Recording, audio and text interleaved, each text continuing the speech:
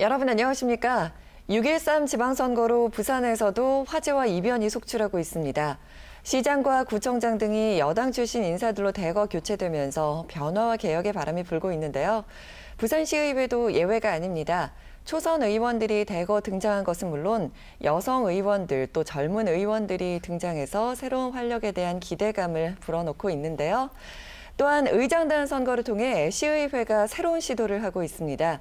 리얼토크 만나봅시다. 오늘은 부산시의회 최초의 민주당 출신 후보이자 여성 그리고 최연소 의장 후보이신 박인영 시의원 모시고 그녀의 정치 인생과 앞으로 펼쳐질 부산시의회의 모습에 대해 알아보겠습니다. 안녕하십니까? 반갑습니다. 네, 먼저 축하한다는 말씀을 두 번 드려야 될 것 같아요. 네. 일단 시의원에 선출이 되셨고 또 시의회 의장 최종 후보에 오르셨습니다. 축하드립니다. 감사합니다. 네, 시민분들께 하시고 싶으신 이야기가 있으실 것 같아요. 전해주시죠. 네, 반갑습니다. 저는 금정구에서 시의원으로 당선된 박인영입니다. 제8대 부산광역시의회 의장 후보에 입후보했습니다. 완전히 달라진 부산시의회를 상징하는 얼굴이 될 수 있어서 저도 영광으로 생각합니다. 더욱 열심히 하는 모습 보여드리겠습니다. 네, 그럼 본격적으로 좀 질문을 드리겠습니다. 네. 초선 의원이시잖아요. 네. 기존에 시의회 의장 후보나 뭐 이제 시의회 의장이 되신 분들을 보면은 뭐 재선, 3선, 4선, 그러니까 다선 의원들이 의장을 하셨는데 어떻게 시의회에 입성하자마자 의장에 도전을 해야 되겠다 이런 생각을 하셨나요? 부산 시민들께서는 이번 지방선거를 통해서 사실은 정치를 하는 저희들조차 상상하지 못했던 큰 폭의 변화를 만들어 주셨거든요. 그 변화에 부응하는 부산시의회를 만들기 위해서는 첫 번째는 일하는 시의회, 그리고 젊고 에너지가 넘치는 시의회로 만들어야겠다는 생각이 들었습니다. 저는 비록 초선이긴 하지만 젊음과 에너지, 그리고 가장 열심히 일할 수 있는 후보가 저라고 생각을 해서 도전하게 됐습니다. 네, 시민분들이 시의회 의장이란 자리가 있다는 건 알지만 이 의장이 어떻게 선출되는지 모르시는 분들은 꽤 많이 계시거든요. 기존에는 어떻게 선출이 됐었나요? 부산시의회에는 이제 1명의 의장과 그리고 2명의 부의장, 7명의 상임위원장으로 의장단을 구성하게 됩니다. 지금 부산시의회는 더불어민주당과 자유한국당으로 구성되어 있는데요. 먼저 저희는 이제 이번 선거 결과가 시의회 의장단 선거에 이제 바르게 반영될 수 있도록 어떻게 구성하는 게 좋을까 양당 간에 합의를 좀 진행을 했고요. 네. 그 합의 결과에 따라서 이제 그 부의장 한석을 제외한 나머지 의장단에 대해서 저희 더불어민주당 의원들 41분의 의원총회를 개최했고 의원총회에서 이제 정권 발표, 그 치열한 선거운동을 통해서 민주적 절차에 의해서 후보를 선출하여 한 상태고요. 네. 7월 10일 부산시의회 본회의에서 정칙 선출 결차를 거치면 이제 최종 확정되게 됩니다. 그러니까 내일 최종적으로 네, 이제 확정이 내일입니다. 되시는 결전의 날이네요. 거군요. 그러면 지금까지는 이런 방식으로 선출이 되지 않았다는 말씀이신 건가요? 네, 사실은 기존 시의회에서는 이제 그 선수가 높은 그리고 연세가 많은 의원님들끼리 이렇게 모여서 합의 형식의 추대 형식의 시의회 의장단을 구성을 했었는데요. 뭐 그 나름의 또 이유가 있었겠지만 민주적 방식으로 하면 뭐 친소관계나 선수가 아니라 시의회가 어떻게 변화하면 좋을지 비전, 방향에 대해서 토론을 거치고 그거에 따라서 그 의장단이 구성되는 것이기 때문에 더욱 이 방식이 더 의미가 있다고 생각합니다. 그렇군요. 그런데 그 시의회 안에 분위기라는 게 또 있잖아요. 네. 그런데 초선 의원이시고 또 아주 젊은 의원이시고 여성 의원이세요. 어떤 점이 그 시의회 구성된 분들의 마음을 사로잡았다고 생각하세요? 그 사실은 부산시가 30년 동안 이제 하나의 정치 권력이 독점하면서 굉장히 정체되고 혁신해야 될 과제가 굉장히 많습니다. 그래서 저희 시의원 모두가 그 많은 과제들을 해내야겠다는 책임감을 무겁게 느끼고 있고요. 그러려면 일을 정말 많이 해야 되지 않겠습니까? 그래서 네. 가장 일 잘할 후보로 뽑아주신 것 같고요. 그리고 부산 시민들이 만들어주신 이런 새로운 부산시의회를 가장 잘 대변할 수 있는 가장 젊고 또 최초의 여성인 저를 좀 얼굴마담 역할도 좀 해라라고 하는 의미로 뽑아주신 것 같습니다. 그렇군요.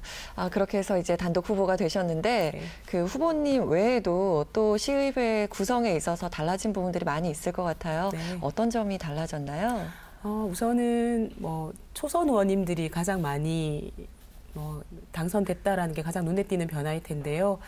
초선 의원님들에 대해서 걱정하시는 부분이 많은 걸 저희도 잘 알고 있는데 혁신이라고 하는 것은 기존에 있는 것을 새롭게 볼 줄 알아야 혁신이 시작된다고 생각하거든요. 네.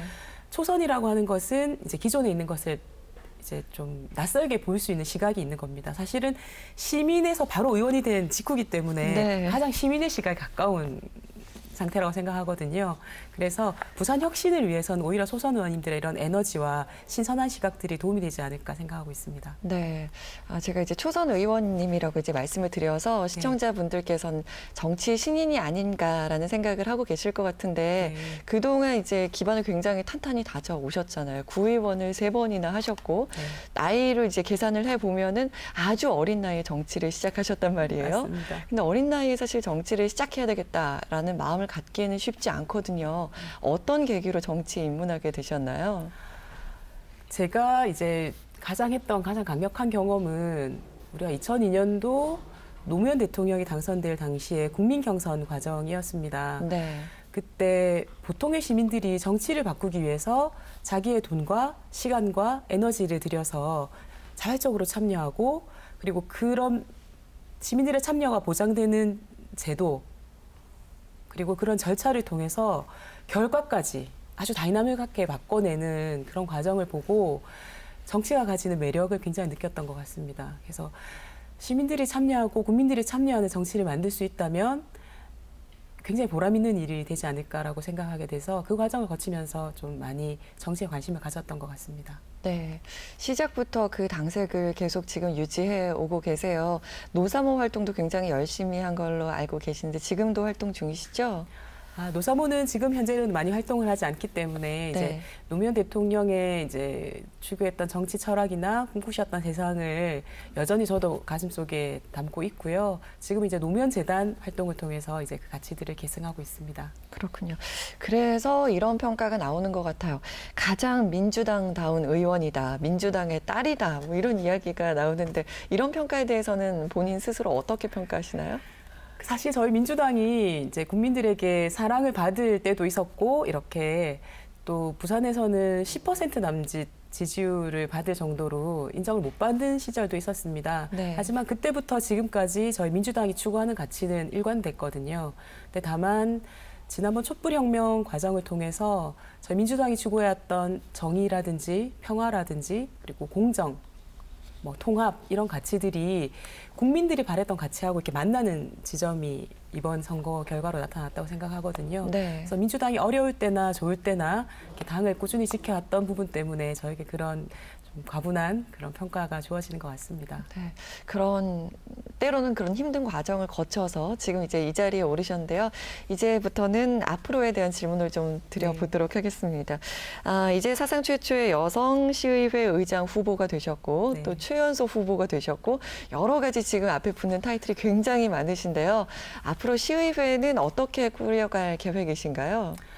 그 기존의 부산시의회는 부산시의 다양한 갈등 현안에 대해서 예를 들자면 기장 해수 담수화 문제라든지 중앙버스 전용 차로제 문제라든지 이런 시민들이 불편을 느끼시고 갈등하는 현장에 시의회가 없었던 것이 사실입니다. 그래서 그런 갈등의 현장에 시의회가 찾아가서 시민들이 설득하고 또는 의견을 조율하는 그런 현장형 시의회를 만들겠다는 게 1번의 약속이고요. 두 번째는 부산시의회가 어떤 일을 하고 있는지 그리고 부산시의회가 내린 결정이 시민들의 삶에 어떤 영향을 미치는지 이렇게 언론을 통해서도 저희가 알려드릴 수 있지만 네. SNS를 통해서나 직접 찾아뵙고 하는 직접 소통하는 부산시의회를 만들겠다는 약속 드립니다. 마지막으로는 사실은 저도 이제 많은 찬양이라든지 의전을 받게 될 텐데요. 네. 저는 그 의전이 굉장히 낯설 것 같거든요. 그래서 불필요한 특권을 내려놓는 그게 낯설기 때문에 저는 오히려 내려놓을 수 있다고 생각합니다. 그래서 불필요한 특권을 내려놓는 부산시의회를 만들어 가겠습니다. 시민들과 가장 가까운 시의장님이 되실 것 같은데요. 이제 시의장님이 이제 내일이면 이제 되실 텐데 그 전에 네. 또 시의회를 구성하는 한 명의 시의원이시기도 하시잖아요. 부산 시의원으로서 부산을 앞으로 어떻게 좀 나아가야 될 방향을 본인이 구상하고 계신 게 있으실 것 같은데 어떠신가요?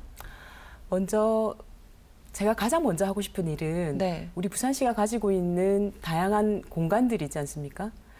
저는 이 공간을 어떻게 나누는가가 부산시가 부산 시민들을 어떻게 대하는가의 척도가 된다고 생각합니다. 우선 시청사 건물이 있을 거고 네. 시청사 외에도 다양한 건물들이 있을 텐데 이 공간들이 시민들에게 얼마나 개방되고 활용되고 있는지부터 체크할 생각입니다. 이것은 어떤 의미냐면 부산시가 갖고 있는 공공적 자산을 지금까지는 소수가 독점하고 있었다면 이것을 보다 많은 시민들에게 돌려드리고 개방하는 그런 일에 좀 집중할 생각입니다. 네. 근데 이번 시의회 구성을 보니까 굉장히 파격적인 게 또 있더라고요. 또 부의장 후보께서도 이성숙 의원이 되셨어요. 사상 최초의 여성 의장단이 구성될 것으로 지금 예상이 되는데 네. 지금까지 기존의 부산시의회랑은 정말 많이 다른 모습일 것 같거든요. 저희가 뭘 기대해봐도 좋을까요? 네, 저희 부산시의회도 뿐만이 아니라 경남도의회도 지금 도의회 의장께서 아마 여성으로 결정될 것 같거든요. 그래서 네. 부산, 울산, 경남이 예전에는 수도권에 비해서 좀 뒤처져 있다, 뭐 정치적으로 조금 더 촌스럽다라는 평가를 받을 보수적이다라는 얘기가 정도였는데 많았죠. 이제 뭐 부산, 울산, 경남이 거의 이제 그 정치의 변화를 선도하는 그런 뭐 상징적 의미가 있다고 일단 생각을 하고요. 기존에 남성 중심으로 바라봤던 부분에 대해서 저는 젊은 여성 그리고 이성숙 의원님께서는 또 조금 더 이제 연세가 있으신 여성의 시각으로 바라본다면 네. 보다 많은 시민들의 의견을 대변할 수 있는 그런 시위가 될 거라고 생각합니다. 그렇군요. 이렇게 말씀만 들어도 지금 굉장히 든든한데 그래도 일각에서는 너무 젊은 초선 의원이 시의장을 하는 게 아닌가라는 또 걱정의 목소리가 있더라고요. 이 부분에 대해서는 어떻게 생각하시나요? 네, 저희가 그 부분에 대해서는 우선 가슴 깊이 새긴다는 말씀 드리고요.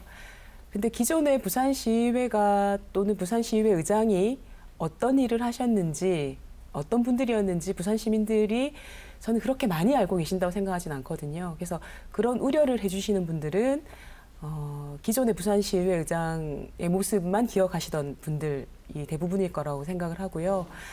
저는 부산 시민들이 바라는 부산시의회 의장이 되겠습니다. 그래서 불필요한 뭐 시장하고 기싸움에 지지 않느냐, 공무원들 군기 잡을 수 있겠느냐 이런 우려를 하시는데요. 네. 기싸움 안 하겠습니다. 정책과 논리로 싸울 일이 있으면 싸울 거고요. 공무원들 군기 잡을 생각 없고 공무원들 설득하고 그리고 혁신하자고 손을 잡고 함께 나가는 그런 의장이 되면 그런 우려들은 좀 불식할 수 있을 거라고 생각됩니다. 네, 부산시 예산이 참 엄청나잖아요. 이 부분에 있어서도 견제와 감시의 역할을 많이 해주셔야 될 것 같은데 알겠습니다. 어떻게 생각하고 계시나요? 사실은 우리가 부산시의 예산을 어디에 먼저 쓸 것인가라고 하는 우선순위를 정하는 가치가 분명해야 된다고 생각을 합니다. 네. 사실 시의회가 하는 역할이 부산시 예산을 어떻게 쓸 건지 결정하는 것, 그리고 공무원들의 인력을 어떻게 배치할지 결정하는 것, 이것이 정치의 가장 중요한 일인데 거기에 덧붙여 하나가 더 한다면 우리 사회가 가지고 있는 다양한 가치들 중에서 무엇을 가장 우선으로 할 것인가를 결정해야 된다고 생각하거든요. 예컨대 무상급식 같은 경우에는 아이들에게 밥을 공짜로 먹이는 것이 가장 중요한 가치다라고 하는 가치를 결정했기 때문에 무상급식이라는 제도가 뒤따라온 것이거든요. 저희 부산시의회는 사실은 시민참여 그리고 공정, 정의라는 기본 가치를 중심에 두고 이 가치에 따라 예산을 배분하고 있는지 하고 있지 않은지를 우선적으로 살펴보도록 하겠습니다. 네, 잘 부탁드리겠습니다. 감사합니다. 마지막으로 저희 시청자분들께 한 말씀 전해주시죠. 네, 새로운 부산시의회에 대해서 거시는 기대를 잘 알고 있습니다. 그리고 부산을 바꿔야 하는 다양한 혁신의 과제들에 대해서도 깊이 연구하고 있습니다. 저희가 좀 부족한 면이 있더라도 시민들에게 여쭙고 시민들의 의견을 더 듣고 잘 해나가도록 더욱 노력하겠습니다.